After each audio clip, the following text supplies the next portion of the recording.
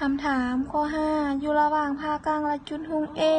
ห่างจากกัน D เท่ากับ2 เมตร เพิ่นวางด้วยกลมกันแสง O ที่มีรัศมี R เท่ากับ10เซนติเมตรเส้นซึ่ง OA ตั้งฉากกับผ่ากลางและระยะ OA เท่า D จงคิดไล่รัศมี R ของเงาด้วยกลมอยู่ผ่ากลางใน2กรณีคือ D เท่ากับ1 เมตร D เท่ากับ125เซนติเมตรข้อ5จากบริเวณเราสามารถเต้นหุ้มได้ดังนี้จุดหุ้ม A วัตถุกันแสงนี่เป็นภาคกลาง A กระจายแสงใส่วัตถุกันแสงจะเกิดมีเงาอยู่ภาคกลางนี่มันคือ O ขีด B ขีด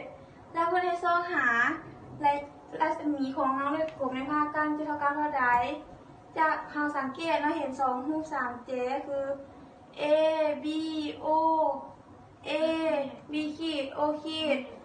จากรูปข้างเรื่องนี้เนาะเราสามารถแยกลงมาแต้มรูปนี้เพื่อสะดวกในการคิดไล่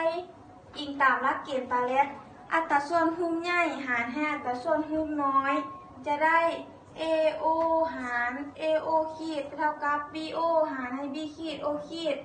ถอนเอา B ขีด O ขีดจะเท่ากับ AO ขีดคูณ BO หาร AO จะเท่ากับ D คูณ R หารให้ D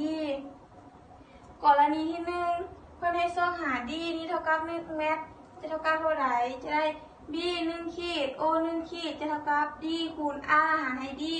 จะเท่ากับ0จะเท่ากับ2คูณ 0.1 หารให้1จะเท่ากับ 0.2 เมตรกรณีที่2 D เท่ากับ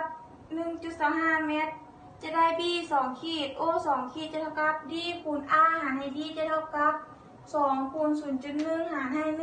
1.25 จะเท่ากับ 0.16 เมตร